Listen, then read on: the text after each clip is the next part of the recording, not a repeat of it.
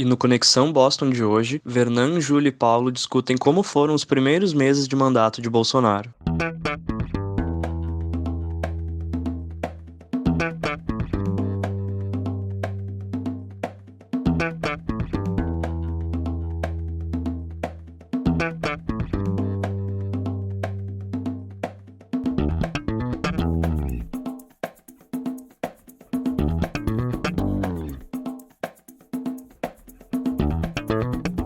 Este é o Tapa da Mão Invisível, podcast destinado àqueles que querem ouvir ideias que abalam sociedades e que não são ditas na mídia tradicional. Bem-vindo, Paulo Fux. Tudo certo, Júlio? Tudo excelente. Bem-vindo, Vernan Wolf. Tudo certo, tudo jóia, Júlio, tudo jóia, Paulo, mais uma vez, muito feliz, muito contente de estar participando com os colegas nesse podcast aí que está trazendo várias ideias interessantes. Eu tenho ouvido vários episódios, tá show de bola, então alegria minha, satisfação participar com os colegas mais uma vez. E retomamos aquele assunto sensacional que todo mundo adora falar, todo mundo adora descer a lenha, é falar mal do governo e mais especificamente falar mal do governo federal do Brasil. Não, peraí. Não... Eu quero elogiar. Tá? Olha aí. Só pra ser do contra. Agora vocês querem criticar também, né? Agora tá fácil. Agora tá fácil. Olha. Mas olha só, antes de mais nada, editor, só dá um pause aí no que nós vamos falar agora. Só um pouquinho para uma novidade que nós temos. Agora o Tapa da Mão Invisível está com recompensas. Queres interagir com pessoas defensoras da liberdade de todo o Brasil? Faça uma doação mensal de no mínimo R$10 no nosso Apoia-se, apoia.se/Tapa da Mão Invisível, e entre no grupo Tapa da Mão Invisível, o grupo de Telegram mais livre das terras tupiniquins. Menino veste azul e menina veste rosa! Chega a mãe, a avó, um forte abraço! Vernan, qual é a tua posição? Tu acha que o Paulo Guedes cai antes do fim desse ano? Poxa, Começou com nós já estamos apostando quando que ele vai cair, né? Realmente, Júlio, realmente, Paulo, eu acho que o Paulo Guedes é, né, o grande craque desse governo Bolsonaro aí, o grande craque do governo, e ele tá numa situação muito complicada, porque ele largou não largou a profissão, mas as posições que ele tinha no mercado financeiro, e eu vejo isso como um ato patriota da parte dele, para tentar implementar essas mínimas, eu considero mínimas reformas liberalizantes através do governo Bolsonaro. Eu acho que o Paulo Guedes ele não vai sair ainda esse ano do governo, eu acho que pelo menos no ano de 2019 ele vai continuar. E eu achei muito interessante porque, infelizmente, agora eu quero falar um pouco do Paulo Guedes e também do presidente Jair Bolsonaro, o Paulo Guedes assumiu essa posição muito importante, que é ir até o Congresso e tentar explicar para aqueles cabeças de bagre, que são os congressistas, qual os benefícios da reforma da Previdência. Então ele assumiu aí essa parte dessa palavra que está tão agora na moda em Brasília, chamada articulação, que é, né? A galera acha que é um palavrão agora, porque infelizmente, na minha opinião, eu acho que o governo é um problema, eu acho que qualquer tipo de governo é um problema, mas infelizmente o Brasil tem este arranjo institucional que é o presidencialismo de coalizão. E aqui eu começo dando a minha nota ao governo Paulo Guedes e fazendo essa junção aí sobre... Governo Paulo Guedes. Governo Bolsonaro, olha só, governo Paulo Guedes. Porque é praticamente a única pessoa que tem ali, né, talvez junto com o Sérgio Moro, assim, mais ou menos lúcida. Se tu colocar só o governo Paulo Guedes, fica até dá uma avaliação um pouco melhor. Agora, tem que colocar também o Golden Shower, a Damares, o Ernesto, o núcleo circense, como disse um amigo meu. Então, eu achei interessante que o Paulo Guedes foi lá naquela cova dos leões, né, para tentar explicar, olha só, 1 mais 1 é 2. Que é um simple math. Inclusive eu achei muito interessante, recomendo para todo mundo, um post que foi feito pelo nosso saudoso Fábio Osterman, aí, que está representando muito bem a população que votou nele na Assembleia Legislativa. Ele colocou que a Previdência é aquela coisa, antes, lá na década de 80, era 2 caras levando um velhinho, década de 90, isso começou, né, 4 caras levando um velhinho, depois 2 caras levando um velhinho, no futuro lá vai ser 1 levando 4 velhinhos, que é a Previdência. Então Paulo Guedes assumiu isso daí, mas infelizmente O Bolsonaro, o Jair Bolsonaro, ele para ele, cara, é impressionante. Ele não tem ideia do quão importante é, principalmente a reforma da Previdência e as questões das reformas do Brasil. Questões de privatizações de estatais. Ele não faz nada, cara. Ele não faz nada. Ele vai lá no Twitter, ou melhor, no Instagram, no Facebook, faz as lives quinta-feira à noite de uma cozinha. O presidente do Brasil, infelizmente, a minha tendência é dar para ele até o momento nota 0, porque ele não tá nem aí na articulação. E se a reforma da Previdência não passar, o governo vai quebrar. Para ele ou para o governo nota 0? Olha, eu vou dar pros dois, tá? Pros dois. Não gostou da reforma proposta? Não, eu gostei da reforma proposta, uma reforma bem ambiciosa aí de tentar poupar o quê? 1 trilhão de reais em 10 anos, é isso, né? Se for olhar 1 trilhão de reais é uma parcela considerável do PIB brasileiro. Então acho a proposta interessante, mas sem articulação, infelizmente vou ter que concordar com o Rodrigo Maia, que é um bosta, desculpa falar isso daí, mas o Bolsonaro não faz nada, cara, para aprovar essa reforma. Palavras duras. Deixa eu fazer o advogado do diabo aqui, tá? E se o Bolsonaro tá fazendo o que ele deve fazer? E vamos lá. Tweetar sobre Golden Shower, querer comemorar a ditadura, né? Esse tipo de bobagem. Se vocês olharem as redes sociais, elas passam discutindo essas abobrinhas. Passam discutindo as bobagens e os horrores que esse homem defende. E, enquanto isso, tá lá o Guedes fazendo articulaçãozinha, falando com os senadores, entendeu? E vai passando quieto. Será que isso não é uma grande estratégia? O Brasil do Paulo Fux é Bolsonaro nos costumes e Paulo Guedes na economia. Vai dar certo. Não, eu tô tentando. Sensacional. Não, ele já, no outro episódio, ele já concordou com o Olavo de Carvalho com a conspiração globalista. Sim, dos reptilianos, eu nunca esqueço. Não, então vamos lá.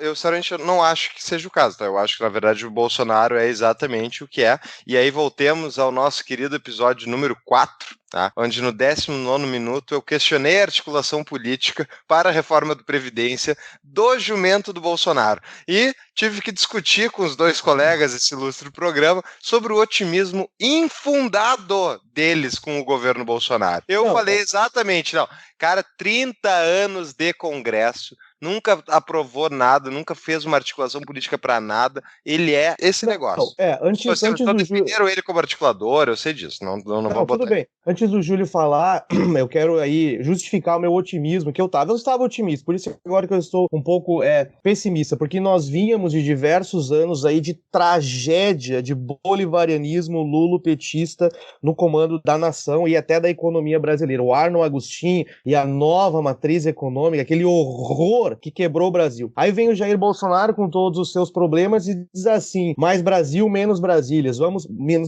vamos privatizar. Coloca o Paulo Guedes e diz: vamos reformar a Previdência e instaurar um sistema de capitalização. Pô, eu tava otimista, eu pensei, como disse o grande Hélio Beltrão, presidente do Instituto Mises Brasil, nós vamos viver a primavera liberal no Brasil. Eu falei, é isso aí, cara.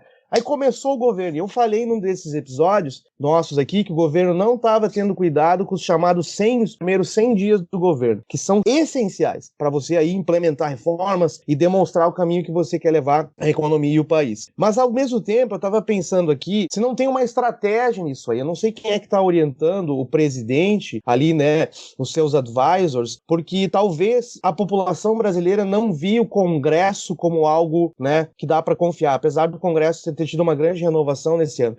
Então, na minha visão, parece que o Bolsonaro não quer se meter no Congresso para tentar ficar do lado do povo que votou nele. Mas a gente sabe que o Brasil tem um presidencialismo de coalizão. Ou felizmente ou infelizmente, é o Congresso que vai aprovar ou não essas reformas aí. E eu já quero fazer algum comentário sobre a economia. Eu acho que a reforma não vai passar, e eu vou dizer o porquê. Nós sabemos que os mercados, essa instituição fria e impessoal, e uma coisa muito interessante que eu acredito na economia são chamadas expectativas racionais, do grande Robert Lucas lá, que escreveu no final da década de 70.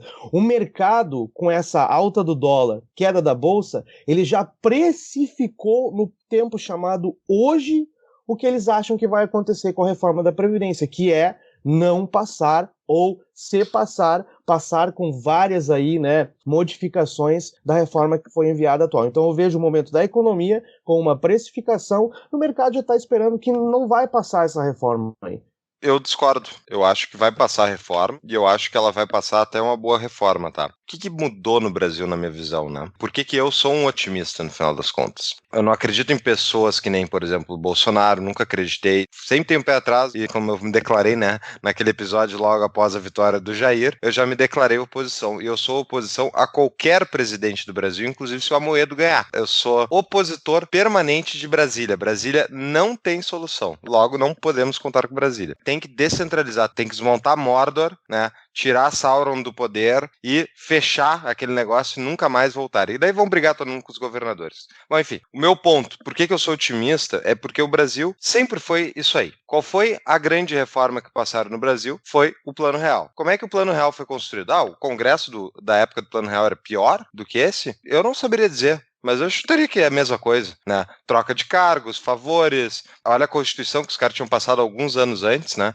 Então, embora fosse uma constituinte própria, mas de qualquer maneira, como é que o Plano Real se deu, né? Primeiro, uma equipe econômica fortíssima, né? Que já era, sei lá, quinta equipe econômica diferente, tentando arrumar a casa, mas a equipe econômica chegou e disse quando foi chamada pela FHC, disse, se a gente entrar, todo mundo uma coisa só. Isso é uma coisa que o Guedes tem que garantir que o Guedes está fazendo. Eu não sei se ele está fazendo. Não.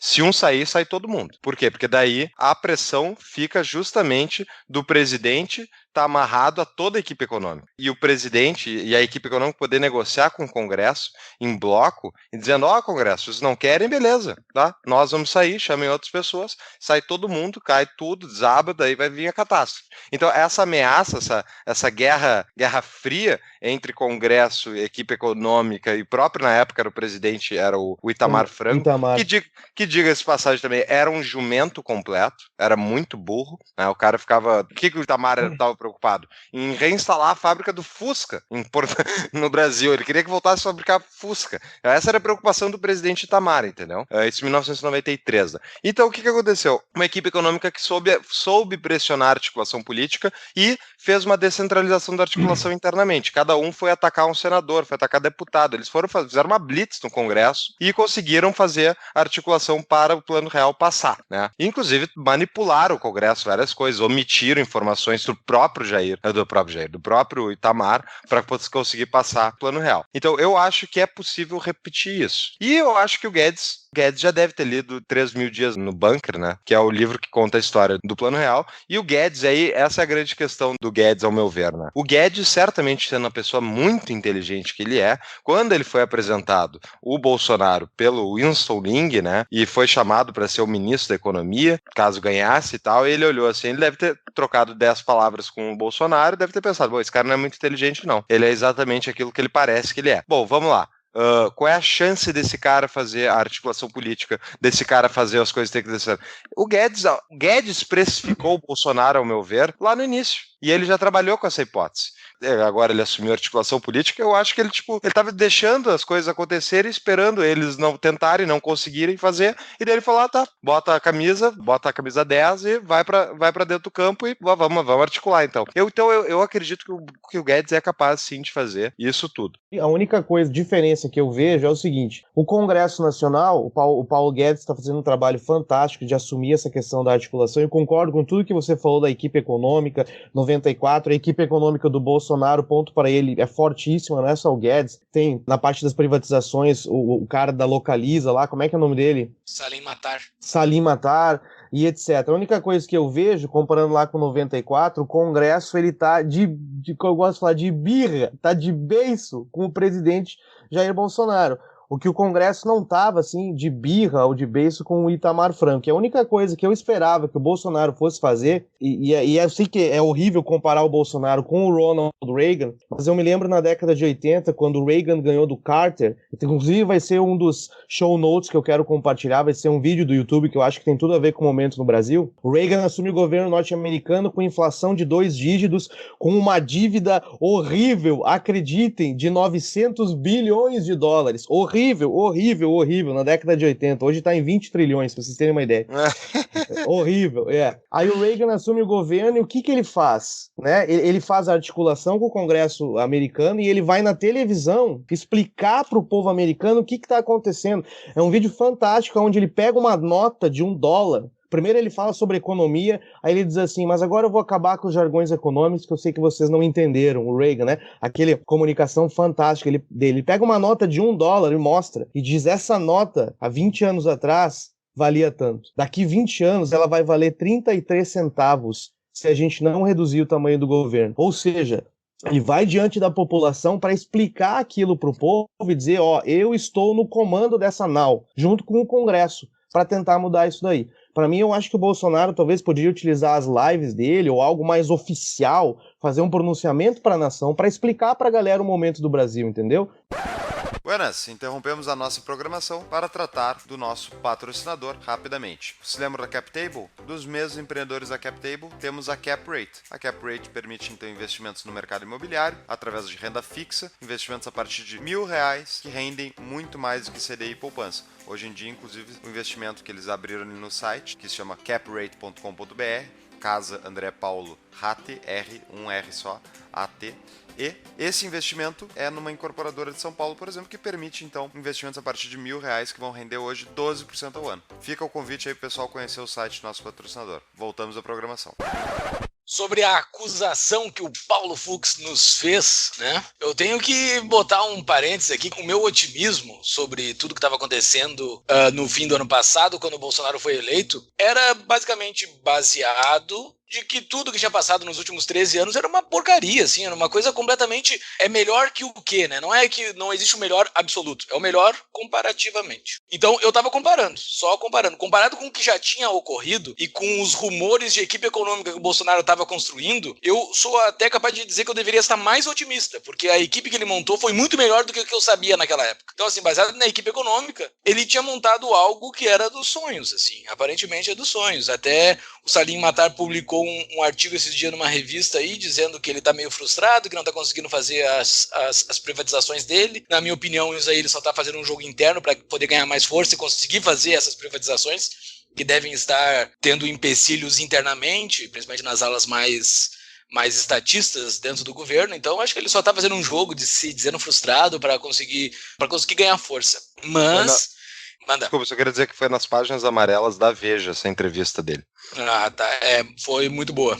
Vamos muito colocar, boa. Eu acho que não dá pra colocar no show notes. Né? Vou botar o link. Vou botar o link, né? Mas... E daí, assim, eu acho que a equipe econômica dele é muito boa comparado com o que já aconteceu. Aquele meu otimismo, eu sigo tendo ele ainda. Todas essas coisas que o Bolsonaro tá fazendo, e agora eu quero ir contra o que o Vernan falou, todas essas coisas que o Bolsonaro tá fazendo, e fazer de uma cozinha, e fazer essas coisas completamente amadoras que ele segue fazendo, contra o protocolo presidencial, cara, eu tô... vamos usar palavras polidas aqui. Eu tô nem aí pro que o Bolsonaro tá fazendo, cara, com essas coisas. Porque, assim, é como o Jean Turco falou esses dias, o Adriano Jean Turco, sigam ele no Facebook, que ele tem posts sensacionais. Ele publicou esse dia, por que vocês ficam preocupados com o protocolo presidencial? É a coisa mais arcaica do protocolo presidencial. Eu tô nem aí pro que o presidente faz. Eu deveria estar nem aí pro que o presidente faz. Então, assim, se ele quer fazer essas coisas, ele que faça, eu tô nem aí. Ele quer falar de Golden Shower, quer falar de qualquer dessas coisas, eu tô nem aí, isso não mexe na minha vida.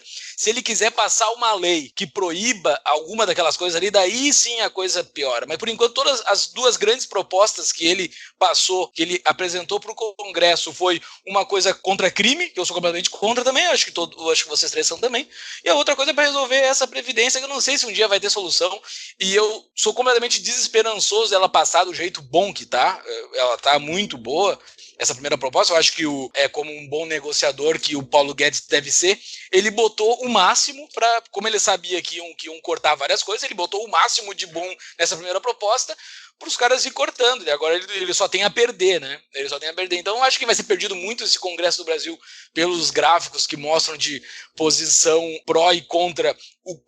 O núcleo do contra é muito maior que o núcleo do pró.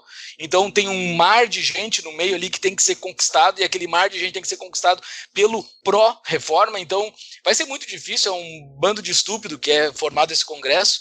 Então eu não sei se vai passar uma coisa boa, eu não sei como é que o Brasil vai conseguir sair dessa, assim. Eu sou pessimista em relação à reforma da Previdência, mas otimista frente ao que tudo que o Brasil já foi. Concordo com o Júlio nessa questão do otimismo relativo, isso aí tem que deixar muito claro. Eu acho que as palavras do Júlio foram muito importantes, porque até a gente comentou, eu fiz um comentário em episódios anteriores, nós estamos num navio, é muito difícil virar a nau desse navio pro outro lado. E claro, ele veio aqui nos Estados Unidos alguns dias atrás aí e sentou com o rei do Império do Mal, né? O presidente Donald Trump. Darth Vader. Do reino da opressão capitalista, que a gente sabe, os Estados Unidos já não é mais aquele país capitalista ou liberal que era vários tempos anteriores, mas relativamente falando ainda tem mais liberdade do que muitas outras regiões. Eu acho que foi importante ele ter sentado com o Trump, isso em termos de mensagem e sinal é muito importante, como quem diz assim, nós vamos agora nos relacionar com os nossos pares. Quem são os nossos pares? Não é mais o governo do Zaire, não é mais a Venezuela, não é mais o socialismo do século XXI, do Rafael Correa do Equador, não, é os Estados Unidos, é Israel, os países aí de mentalidade mais liberal. Então, acho que, temos sim espaço para otimismo, e com relação ao que o Júlio falou sobre a reforma, eu também estou meio aí cético no que diz respeito a se a reforma vai passar ou não. Eu não gostei do que aconteceu nos mercados, justamente por causa dessa birra entre executivo e legislativo. Se passar, como eu disse anteriormente, eu acho que vai passar com várias modificações. Completando o que vocês falaram, eu acho que o interessante é que o que está diferente no Brasil, né? Então, voltando ao que eu estava comentando antes, o próprio Bolsonaro, o fato dele ter sido eleito com um discurso dizendo menos Brasília, mais indivíduo, embora de forma fraca ele falasse isso, mas ele falava, já tiveram outros governantes, comentaram isso, mas sabe, nunca foi tão aprofundado um lado de defesa política, ativamente, pró-indivíduo versus soluções coletivistas, né? Então, isso é um fenômeno diferente, embora não tenha sido isso a grande razão que o Bolsonaro foi eleito, ao meu ver, mas isso é sim influência do impacto das ideias liberais, as ideias, inclusive, conservadoras, ideias reacionárias também, tudo isso que veio para impactar o ambiente cultural brasileiro, porque se a gente voltar desde 2003, até 2008, 2012 talvez, última vez, era PT, 10 cruzes, todo mundo petistas, falasse que era de direita, né, e a gente aqui, pelo menos eu não me considero de direita, sou libertário, né, mas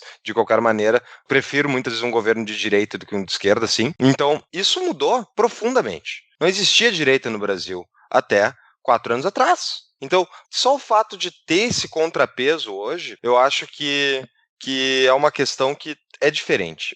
E outra coisa que está acontecendo, que eu acho que eu sou um otimista com o Brasil, né? Porque eu acho que o impacto das ideias liberais na economia, na política, na sociedade e na cultura, está só no início.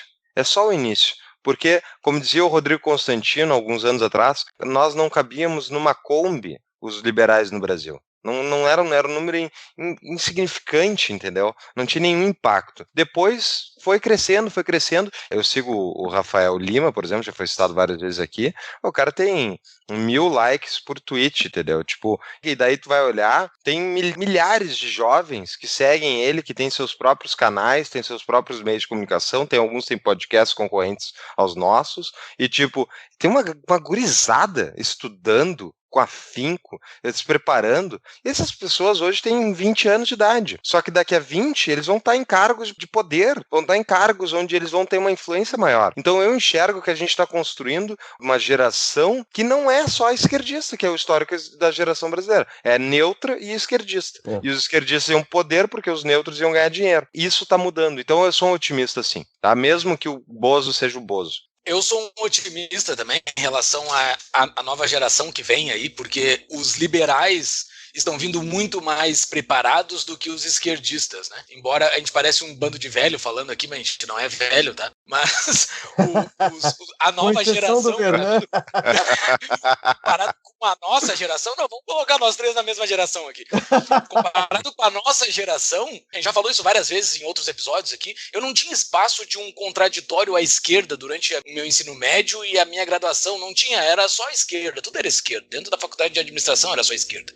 Então era difícil tu entender qualquer coisa fora disso. Mas agora a gente está desenhando para algo melhor e os caras liberais estão vindo muito mais preparados. Por quê? Porque eles estão indo pela lógica, e a lógica não tem como tu te preparar para socialismo. O cara que se prepara lendo a coisa, lendo a literatura mesmo e se aprofundando, mesmo lendo os autores de esquerda, tu vê que aquilo não tem lógica. Tanto é que tem aquela frase famosa, quem leu o Manifesto Comunista é comunista, quem leu o Manifesto Comunista e entendeu não é comunista.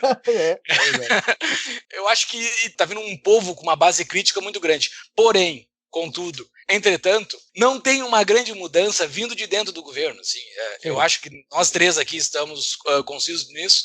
A gente só tem que deixar bastante claro, pelo menos, a minha posição. O que o Bolsonaro está tentando passar e fazer, o Mérico é legal, está fazendo uma baita equipe, está fazendo uma coisa talvez histórica para o Brasil, só que não vai mudar muito, tanto na Previdência quanto na segurança do Sérgio Moro, ele não vai mudar muito. O Brasil tem uma Constituição extremamente ruim, não tem como funcionar isso, não tem como funcionar. Às vezes, assim, pensando bem maquiavelicamente, eu acho que o Bolsonaro está tocando para arrebentar, ele está, como diz os Raimundos, eu quero é ver o oco.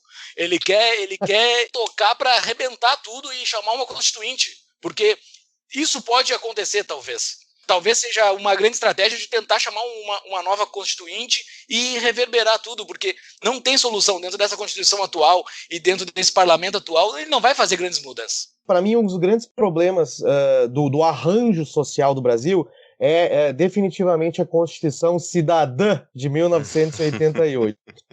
Por que eu acho que é um problema? Inclusive, a Constituição é elaborada em 1988. O que está acontecendo no mundo, galera? Em 1988, puxa vida, é a ruína do bloco soviético. Queda do Muro de Berlim, no grande, se não me engano, 9 de novembro de 1989. E aí tem o Consenso de Washington em 1991. O mundo está virando aí mais liberal, mais liberalizante. A Constituição brasileira é escrita olhando para trás, cara. Para trás. Ela foi escrita antes de cair o muro, né, Júlio? Sim. Exato, olhando para trás. Não, foi escrito mantendo a CLT, que é uma né, aquela... Nossa, dá até arrepio quando fala na CLT, aquela consolidação das leis trabalhistas de 1943, brother, meu. Aí mantém aquilo ali e ainda coloca todos os direitos, né, que estão lá. Se for pegar os direitos garantidos na Constituição, quanto deveria ser o salário mínimo no Brasil? Só um parênteses rapidinho. Se algum ouvinte apoia a CLT, estamos dispostos a conversar. Comentem lá no nosso Instagram. Vamos conversar. Vamos ter um papo aberto. Isso. Muito bom. Então, eu acho que um dos grandes problemas, inegavelmente, é a Constituição brasileira, Paulo. Todos aqui, obviamente, vão concordar com isso. Eu não quero a Constituinte pelo Bozo, tá? Eu não quero. Nem que a vaca tussa. Porque, vamos lá, a gente só falou agora de economia, política e tal, mas como disse um amigo meu do Júlio, tem o núcleo circense do governo Bolsonaro, né? Então, o Ernesto, o ministro da Educação, o Ricardo Vélez, e a Damares, né? Diga-se passagem, todos indicados pelo o astrólogo da Virgínia, né? Então, olha, eu vou lhe contar uma coisa. Que trio maravilha. Impressionante. Mas, assim, é que constituinte é um negócio, tipo, passa régua, né? Geralmente, deveria ser. Eu não sei se o executivo vigente tem muita força sobre uma nova constituinte. Talvez tenha. Mas eu acho que seja isso que ele está querendo, assim. Porque não tem o que fazer, tipo, o menos Brasília e mais Brasil. Nós três aqui concordamos com isso. Mas ele não tem como fazer. Ele não tem como fazer o menos Brasília e mais Brasil com essa Constituição. O Congresso não vai passar PEC nenhuma para pró isso. Ele não tem que fazer, ele tem que ficar fazendo esses negócios pró-moral, que para ele, para a base eleitoral dele é interessante, ele está pensando em 2022, eu acho muito certo essas coisas pró-moral que ele faz, fizeram um gráfico esses tempos, dizendo quantos por cento do tweet dele era pró-previdência ou pró-outras coisas, previdência era 4%, ele tá jogando o jogo dele para 2022, isso é evidente, não tem que ficar criticando o cara por isso. Claro que tem. Acho que não, cara. Ele não vai conseguir. Ele não vai conseguir convencer ninguém da base dele pró-previdência. Ele tem que convencer Congresso pró-previdência. Mas ele não convenceu nem o partido dele ainda. Nem o PSL. Ele não vai conseguir convencer via Twitter. Ele tá pensando em 2022, cara. Ele tá nem aí pra essa previdência.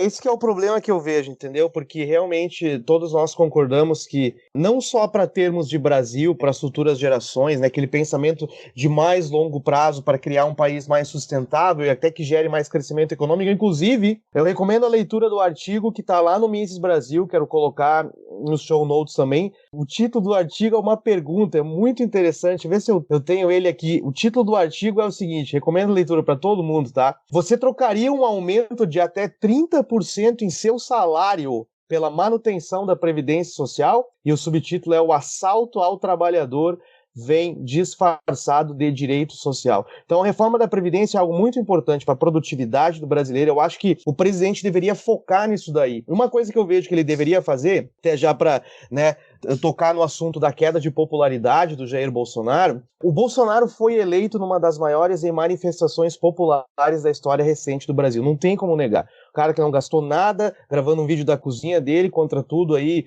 né, o chamado establishment. A eleição foi mais ou menos parecida com o Donald Trump aqui nos Estados Unidos.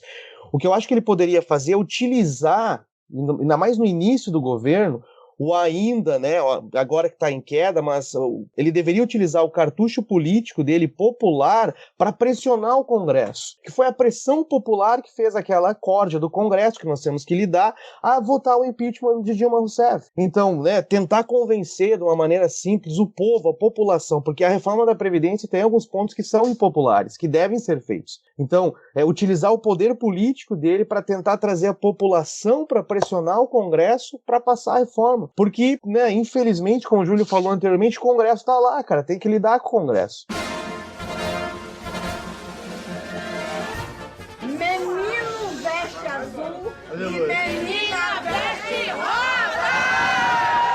Chega a mãe, a avó. Um forte abraço. Tem aquela frase famosa, que eu não me lembro do autor agora, mas não se tem uma resposta simples para um problema complexo, né? Não, todo problema complexo tem uma resposta simples e errada. Essa é a frase. Eu não me lembro quem é o autor. Mas o problema da Previdência é um problema extremamente complexo. E problemas complexos tu não consegue lidar via democracia, via grande povo, grande massa, tu não consegue lidar. Tu não consegue convencer eles de que a Previdência é uma coisa boa. É muito complexo, cara, muito complexo. Eu, que entendo de finanças um pouco além da média brasileira, eu não consigo explicar para os meus pares do meu dia a dia que a Previdência é boa, entendeu? Para eles. Eu não consigo explicar, porque é muito complexo. É algo... Então, tu tem que tentar convencer os parlamentares sem pressão popular. A Dilma era muito fácil de convencer, de derrubar. É aquela pessoa, tira e mata. Era muito fácil de fazer isso. Ela tá te atrapalhando, derruba. Mas a Previdência é muito complicado, cara. Eu não sei se vai conseguir via pressão popular. Não é pressão popular, é pressão de nicho, né? É pressão de, tipo, pessoas influentes defenderem. E a grande razão que eu acho que a Previdência vai passar é porque um setor muito importante da sociedade, que historicamente é muitas vezes o fiador das reformas, já comprou a reforma, que é a mídia. A mídia, tu tá vendo algum jornal defendendo que não tem que fazer reforma? Todos eles defendem, mesmo os jornais que nem a Folha, entendeu? Então, a mídia já entendeu, se a mídia já entendeu e é ela que fala, pronto, tipo, até porque a mídia é composta de um bando de esquerdistas, então tipo, claro, pode ser o editorial, pode ser o chefe deles, mas cara, não tem texto na mídia dizendo que tem déficit na Previdência mais. Se a gente voltar 6 meses atrás, tem gente ainda hoje em dia, mas tipo, não tem mais gente influente dizendo que a Previdência tá super de boas. Não tem mais isso. Eu não assisto mais o Jornal Nacional, mas eu imagino que eles devam estar com esse tom também. No nosso episódio 24, que nós falamos com o João Ferreira, que a gente fala sobre o viés ideológico da mídia, ele fala que o grande clero da mídia já fechou com a Previdência, entendeu? E o baixo clero já não tem mais muito espaço para se manifestar, corroborando com o que o Fux acabou de falar. Então, eu espero mesmo que a mídia esteja voltada para isso. Eu não sei como é que tá dentro de programas humorísticos, aquelas coisas assim, porque isso mexe na cultura muito. O Zorra Total, eu nem sei se existe ainda, mas aquelas Praça é Nossa, essas coisas assim, que entram na cabeça da pessoa, não, eu nunca mais vou me aposentar, vou trabalhar até morrer. Essas piadinhas vão entrando na cabeça da população, vai martelando e forma opinião, cara. Isso sim forma opinião. Isso é uma frase simples, vou trabalhar até morrer. Vou trabalhar até morrer. Isso entra e tu não consegue reverter mais essa frase. Eu não sei como é que tá hoje dentro da mídia brasileira, bastantão, a mídia de massa, que eu não assisto mais isso, mas é interessante fazer essa pesquisa. Eu tô tentando entender essa questão, assim, da questão da mídia, né? Porque realmente o que o Fux falou, eu também não noto, assim, nas mídias tradicionais, como até a própria Folha de São Paulo, o Globo, ninguém, assim, criticando ferrenhamente a reforma da Previdência. Então, mas o que o Júlio falou também é interessante. Lá no varejo, como diz, né, essas frases que são utilizadas pela esquerda, que acaba gerando massa de manobra, pode, na cabeça deles aí, convencer eles que a reforma não é algo bom para o Brasil. Um Marcelo Adnet da vida tem muito mais força que um William Bonner, às vezes, em determinada situação. Claro que sim, cara. Claro que sim, o cara fica martelando aquela frasezinha na cabeça do cara ali, ó, e deu a reforma da Previdência é ruim, eu vou trabalhar até morrer e acabou, minha vida acabou, não tem mais aposentadoria. E tu vai explicar como contra isso, não consegue explicar mais como. Cara, o poder do Jornal Nacional é inegável. Mas eu não sei como é que tá a posição do William Bonner hoje. Se ele fica dando uma posição de isentão. Não, a reforma da Previdência é boa e ruim, é boa e ruim, é boa e ruim. Não, daí chega um cara do humor e se posiciona basicamente de que ele é ruim, então tu tem alguém se posicionando. Ele não fala isso, mas ele fala aquilo que eles reportam aquilo, que é tipo, ó, o governo diz que a economia vai ser de R$1 trilhão ao longo de 10 anos, e bababá.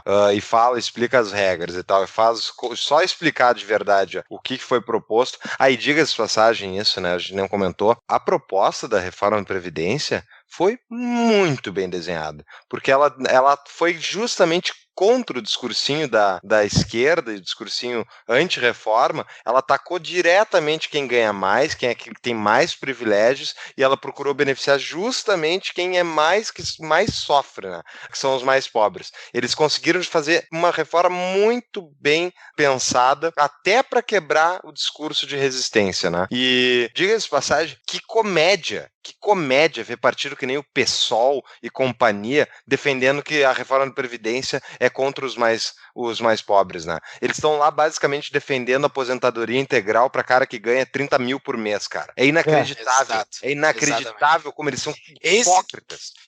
Essa tem que ser a pecha, né, cara? Essa tem que ser a pecha para conseguir passar isso aí. Safados, canalhas, cara. É isso que esses caras são. Freixos, imbecis completos. Isso que o Fux falou agora é um dos motivos pelos quais eu também tenho um pouco de otimismo. Vocês estavam comentando ali sobre a nova onda liberal, né? Como o Júlio mesmo falou anteriormente. Eu me lembro quando eu tô ficando otimista. Tô virando aqui, ó. Tô virando, vai lá. Vamos negociar com o O Fux abre um episódio aí, esse episódio dizendo eu estou otimista no governo Bolsonaro. Eu pensei, mas peraí, eu tô no mesmo podcast, deixa eu ver o nome aqui, Tapa da Mão Invisível. Não, ainda é o mesmo. Eu estou meio otimismo, né? Não, mas isso é muito interessante porque o fato de partidos como o PSOL, o fato de partidos como até o PT, né, cara, vamos conversar, do Centrão, MDB, esses caras, hoje em dia, aí, serem chacota, né? Eles falam certas coisas, a galera ri. É um dos motivos pelos quais eu fico otimista, porque mostra que finalmente o Brasil passa a ter uma população que começa a entender que tudo que eles estão falando é bobagem, ou seja, a chamada guerra cultural, né? Mais espaço para liberais no Congresso, como tem agora muita gente do Novo lá, até nos próprios centros acadêmicos das universidades. Hoje em dia, a galera mais jovem, eles têm essa voz liberal onde eles podem pelo menos discordar do pessoal. Me lembro quando eu estava na faculdade de economia, no ápice do socialismo do PT, em 2008, 2009, cara, era assim, era 9 entre cada 10, era 80% todo mundo com o mesmo pensamento, aquilo ali era algo assim, status quo. Hoje em dia essa galera tá não só sendo questionada, como nós estamos dando risada deles. E eu noto isso também tá acontecendo nos Estados Unidos, aqui, onde eu estava falando para vocês antes do programa, na universidade onde eu trabalho, criaram o chamado Safe Space, né, gente? É um absurdo pra galera, né? Não, ninguém pode discordar de mim. Olha que feio. Se discordar, eu posso aí abrir um processo dentro da universidade. Mas até aqui, estava rolando alguns anos atrás a briga onde as vozes mais conservadoras no sentido americano ou defensoras do livre mercado não eram escutadas nos campos. Aí tem um canal do YouTube que eu acho sensacional, tem uma dica, né, para fazer no Brasil, não sei se vocês já viram falar, o nome dele é Steven Crowder. Ele vai nos campos das universidades e ele senta numa banquinha dizendo assim: Socialism is evil, change my mind. E ele fica sentado e convida os caras para sentar e dar um microfone para ele. Um dos episódios que ele faz, ele diz assim: taxation is theft, ou o imposto é roubo, change my mind. Aí os caras começam a sentar com ele e ele destrói os caras de uma maneira simples, mostrando para eles que realmente, né, imposto é roubo, ou socialismo não funciona, dentro do campus da universidade. Eu vejo aquilo ali, aí eu lembro do Brasil, parece que o Brasil está começando a ter uma chance, e eu me mostro otimista nessa questão, de possivelmente vencer essa chamada guerra cultural de mentalidade, coletivismo, como o Fux falou anteriormente. Eu acho esse termo é o que descreve o Brasil, a sociedade brasileira, coletivismo versus o liberalismo ou o individualismo. Então, também sou um pouco otimista, apesar, né, do governo ter todos os problemas aí. Menino veste azul e menina veste rosa! Chega é a mãe, a avó. Um forte abraço.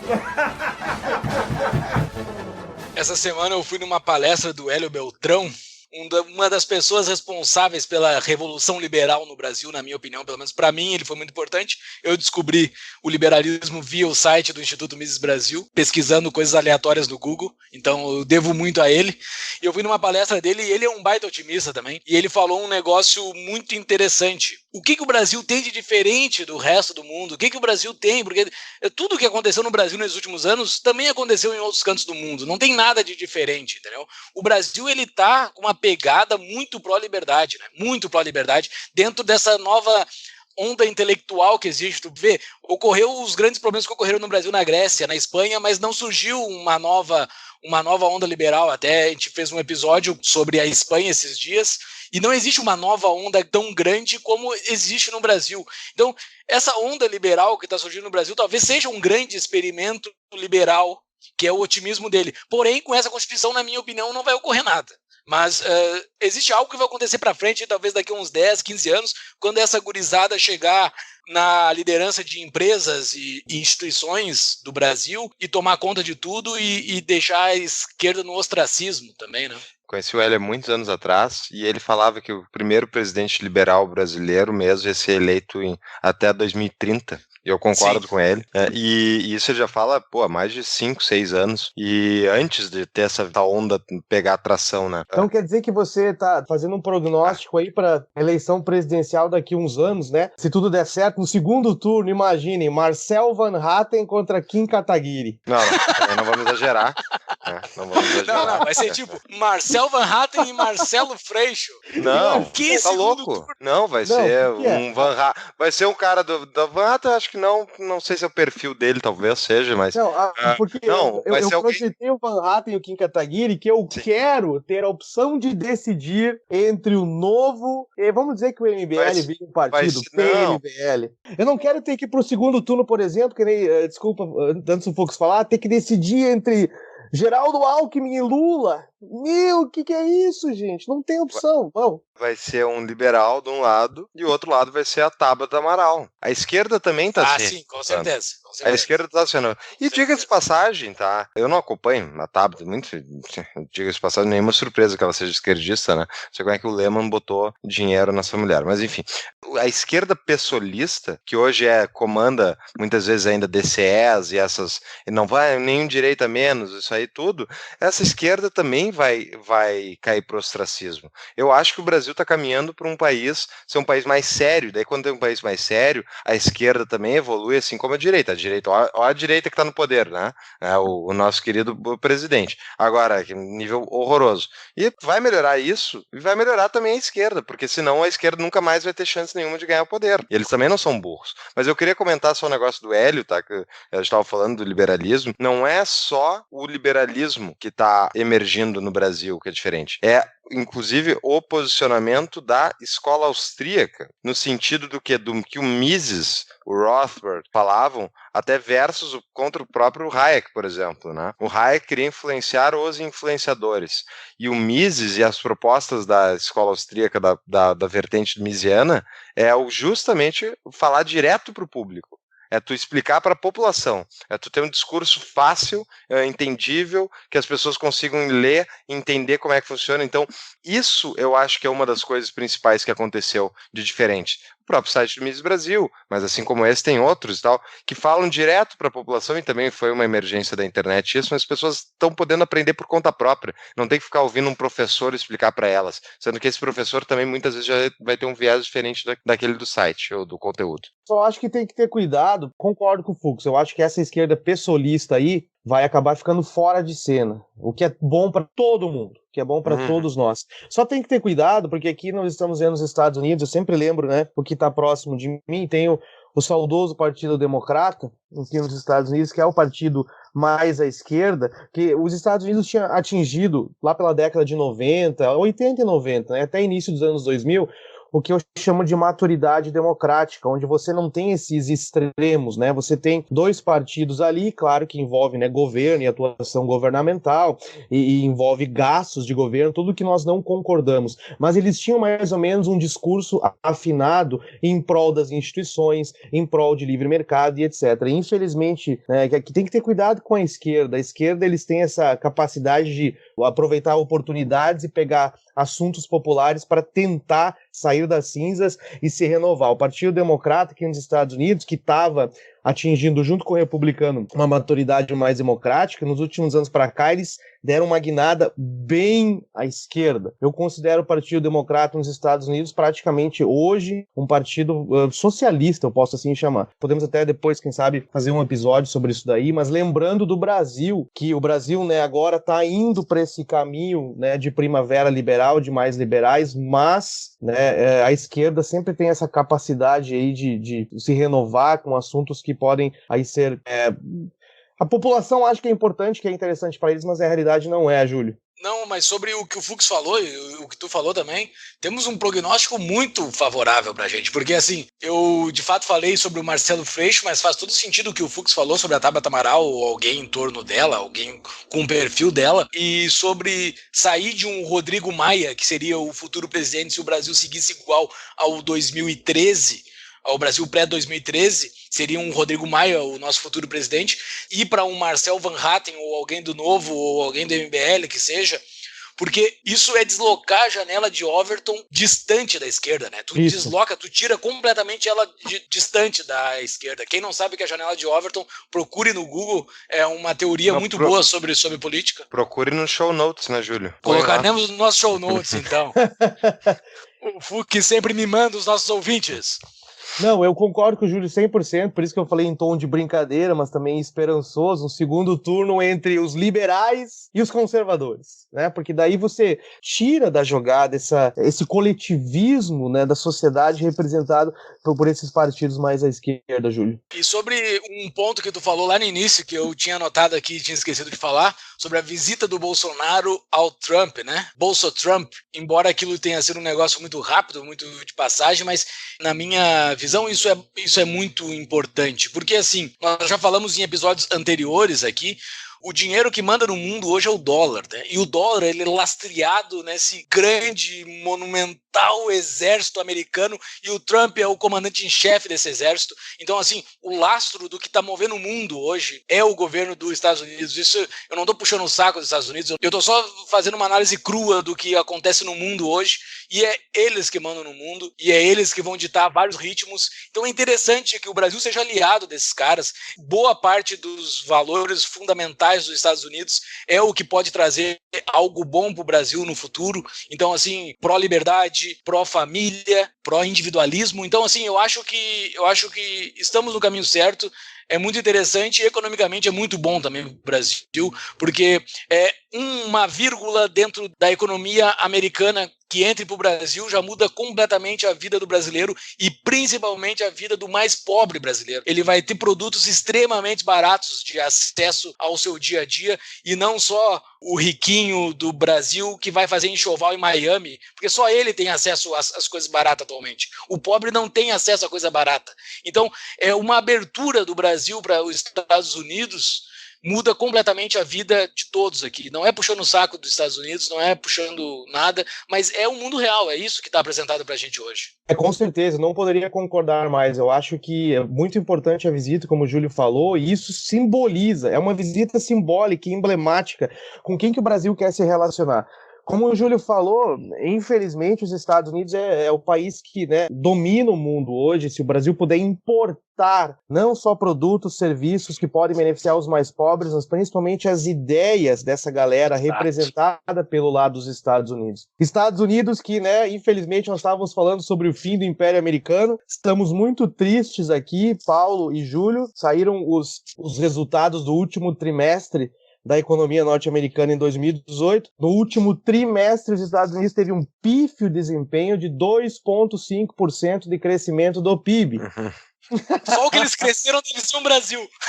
Exatamente. Então, né, claro que a galera aí tem expectativa de que isso vá desacelerar, mas eu concordo com o Júlio 100%. Tem que se relacionar com esse pessoal, com essa galera e demonstrar que o Brasil, como diz, turning the point, né, ou mudando de direção. Então, eu não poderia concordar mais com o Júlio e o Paulo. Muito bem. Eu acho que a gente tratou de todo esse governo inicial do Bolsonaro. Eu acho que a nota que eu daria, né, eu daria um nota 2 só por causa das propostas do Guedes, né, as propostas do Guedes. E o Guedes, esse cara pode ser presidente, tá? Ele tem, se ele quiser, né? Eu dei uma olhada na parte dele na audiência do Senado, semana que ele estava defendendo a reforma. Ele tem uma capacidade de explicação, de falar, e ele está fazendo o nome dele, né? Que é o grande problema. Por que ele não foi candidato, né? Porque ele nunca ia ser eleito, porque ninguém conhecia ele, né? Então, mas depois, talvez, de 4 anos aí fazendo propostas e passando. Se ele passar a reforma da Previdência, daí o Brasil deslancha, porque é a maior das reformas. Se ele passar a reforma da Previdência, o resto ele passa também, entendeu?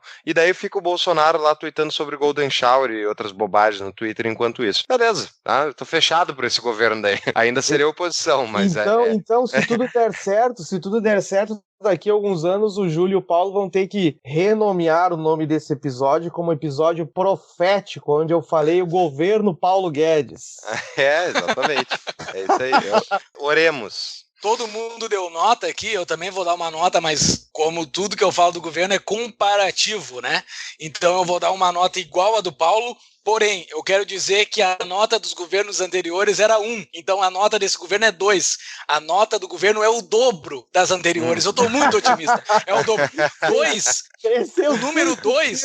o número 2, ele é o dobro de 1, só que ele é muito longe do 10 ainda. Muito longe do 10, tem que deixar isso muito claro.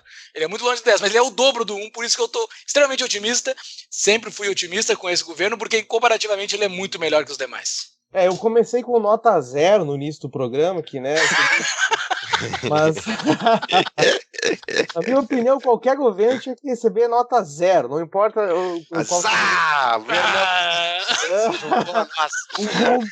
Fernando teve um rompante liberal.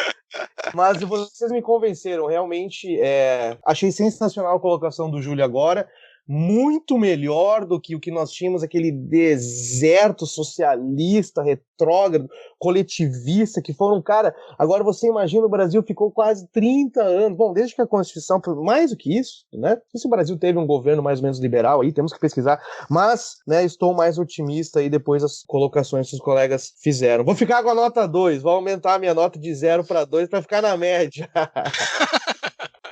Tens uma dica de livro para nós aí, Fernando? Ô, Paulo, Júlio, tem uma dica de livro que eu comecei a ler, inclusive, e fiquei muito feliz que tem o livro em português. Vou ficar com o nosso saudoso Ludwig von Mises, inclusive, só para fazer uma colocação interessante, no meu escritório, no meu trabalho, tem um board onde eu coloco fotos da minha família, tem uma foto do Ayrton Senna, que era um dos meus grandes ídolos da minha infância, e tem uma frase do Ludwig von Mises, que a razão é a única capacidade do indivíduo na luta pela sobrevivência. E aí veio um professor da universidade, entrou no meu office para bater papo, olhou aquela frase, né, um senhor, assim, eu fiquei pensando, nossa, gente, o que é isso? Ele olhou a frase e falou, legal, ele perguntou, quem é von Mises? Aí eu... Deus. Isso é triste, cara, não né, é cara? possível, brother. Quase que eu perguntei, como é que você tá trabalhando aqui, cara? O que é isso, gente? Quem te empregou? O que é isso? Instituição. É o meio acadêmico nos Estados Unidos, ainda tem isso também. Mas a minha dica de livro vai ser do grande Ludwig von Mises. Eu não sei se alguém já sugeriu anteriormente, mas espero que não. É A Mentalidade Anticapitalista. Muito interessante, aonde o Ludwig von Mises ele fala sobre por que os intelectuais de botequim, essa galera aí, né, chamados intelectuais da mídia, da imprensa, até da cultura, da arte, eles têm esse viés anticapitalista. Não vou falar os detalhes aqui, mas recomendo a leitura, é um livro sensacional aí do Ludwig von Mises. Antes das considerações finais dos senhores, só as minhas considerações finais, as considerações finais do programa. Então, como eu já falei no início, apoie o nosso projeto no site do Apoia-se, apoia.se/Tapa da Mão Invisível. Contribuições acima de R$10, você tem a recompensa de entrar no nosso grupo, o grupo do Tapa da Mão Invisível no Telegram, o grupo mais livre que existe. Acesse também todas as nossas redes sociais, Instagram, Facebook, Twitter, para ficar sabendo da divulgação de novos episódios. Sempre divulgamos os episódios aos finais de semana. Nos sigam no Spotify, SoundCloud e iTunes, também Tapa da Mão Invisível. E todos os nossos episódios com show notes estão no nosso site www.tapadamãoinvisível.com.br. Fux, considerações finais. Vamos ver se daqui a 1 ou 2 Conexões Boston já vamos ter essa reforma aprovada, e daí vamos começar a discutir, daí sim, né, considerando, tirando o bode da sala, vamos começar a discutir daí sim as reformas que podem ser feitas não para só futuras gerações, mas para resolver a sangria agora, e tem muita coisa que pode ser feita. Vamos ver o que vem por aí. Fernando? Bom, muito obrigado mais uma vez, Júlio, mais uma vez, Paulo, satisfação de poder fazer mais essa conexão Boston. Então, agradecendo aí o convite e convidando os ouvintes para ouvir todos os demais episódios desse podcast sensacional que é o Tapa da Mão Invisível. Eu fico com o Fux. Para mim, a reforma da Previdência é o que vai definir, primeiro, se o governo Bolsonaro vai ter sucesso e também se o Brasil vai conseguir. Gostei da colocação do Fux. Geralmente eu discordo dele muitas vezes, mas tem que tirar o bode da sala, que é realmente fazer aí, tentar transformar o sistema previdenciário brasileiro mais sustentável. E aí, gostei muito da colocação, um de vocês dois falou antes, o Brasil, eu creio que vai deslanchar. Se essa reforma passar, todas as demais aí vai na onda da reforma da Previdência, dólar cai, bolsa vai aos 120, 130 mil pontos, o Brasil, aí o Trump vem visitar Brasília, aí terminou. Aí acabou. Aí o Brasil deslancha. Então, essas foram minhas considerações. Valeu aí, Paulo e Júlio. Com as minhas considerações finais, eu só quero dizer um fator de mudança da minha nota. Minha nota só vai mudar, passar do 6, só vai passar de ano, passar de 7, média 7. Ela só vai passar de ano no momento em que no Brasil a gente conseguir usar o celular na rua, a gente conseguir sair de casa com o celular na rua e os índices de violência baixarem drasticamente. É só isso, assim, embora esteja a economia, vai melhorar o policiamento, mas eu não quero ver esses números econômicos melhorando sem a melhora de pessoas morrendo ao léu na rua e perdendo seu patrimônio ao léu, sem que pessoas pobres não possam juntar patrimônio porque elas perdem seu patrimônio. Então, para mim, eu só vou melhorar essa nota quando os números de violência caírem drasticamente. Só assim que eu vou melhorar minha nota, só para isso que serve. Então tá, só para deixar bastante claro. Não sei se vocês querem falar sobre a nota de vocês, o motivo da sua nota subir? Eu diria que para a minha nota de governo subir acima de 5, só se eles propuserem terminar com Brasília. Daí é 10. Daí é 10. Não, daí é 10, daí é 10. É assim, ó, vai até 5, para 5 para cima só se propuser acabar com Brasília, daí vai para 10. Bom, a razão pela qual eu aumentaria minha nota, eu sou refém das minhas ideias de teoria econômica, então eu sempre pendo pro lado da economia. Minha nota vai ter um passing grade, como eu gosto de falar aqui pra galera que eu dou aula, acima de 7 ou e tudo mais, se, em primeiro lugar, eu ver reduzir ou eliminar drasticamente o número de estatais no Brasil, onde o sistema privado brasileiro, a iniciativa privada, tenha muito mais liberdade. A abertura comercial, que o Júlio falou anteriormente sobre os Estados Unidos, muito importante, abertura comercial irrestrita, e aí ver a economia brasileira virar um dínamo e explodir, não baseado no consumo do governo ou no gasto governamental, mas baseado nas ideias do Júlio, do Paulo, do seu José, do Pedrão que tá chegando aí, né, de todos os indivíduos que é geralmente quem gera riqueza em qualquer sociedade. Então, quando a economia deslanchar, tirando as amarras governamentais, talvez a minha nota aí vai ser um 7, um 5. A locomotiva tá vindo aí, então. Então tá, muito obrigado, senhores. Muito obrigado por esse papo, valeu. Um forte abraço. Abraço. Um abraço, valeu.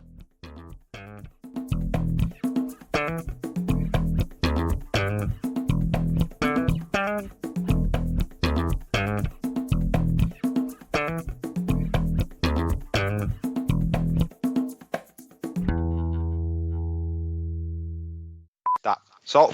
Cuidem os barulhos laterais. Eu vou começar a usar mais o meu mudo do microfone, tá? Entre quando eu não estiver falando, pra, tipo, sabe, barulho, ficar respirando, a volta e tal. E as famosas interjeições também. É só clicar. Ah, é aqui, né? Esse negócio deixa mudo, né, Júlio? Deixa eu ver onde é que ele deixa aqui. Aqui, ó. No meio? Clica ali que ele começa a piscar. Aí, funcionou. Alô, viu? Cara, entrou. Olha o que aconteceu na tela, nossa, hein? O Vernan tá compartilhando a tela dele. Ô, Vernan. Tirar? Ô, Vernan. Liberaram as drogas em Boston. Ainda tá drogado. Ontem, né? Não, ontem fiz que nem meu amigo Fux aí, comei um charuto cubano. Ah, de respeito. Coisa boa, meu. É legal porque você não suga, não inhale, né? Não inala. Tira o compartilhamento, pô, mano. Como é que eu faço aqui? Eu apertei sem querer aqui, né? Aí, é isso. Beleza. Cara, eu fumei um charuto cubano Liberaram as drogas. Eu fui um charuto cubano na segunda pra terça de carnaval. Cara, foi maravilhoso. Aqui, como eles fazem bem charuto, cara. Isso é uma coisa interessante. Mas enfim, vamos lá pro nosso episódio. Vai lá, Quando Júlio. o Pedrão nascer, eu vou fumar um. Boa.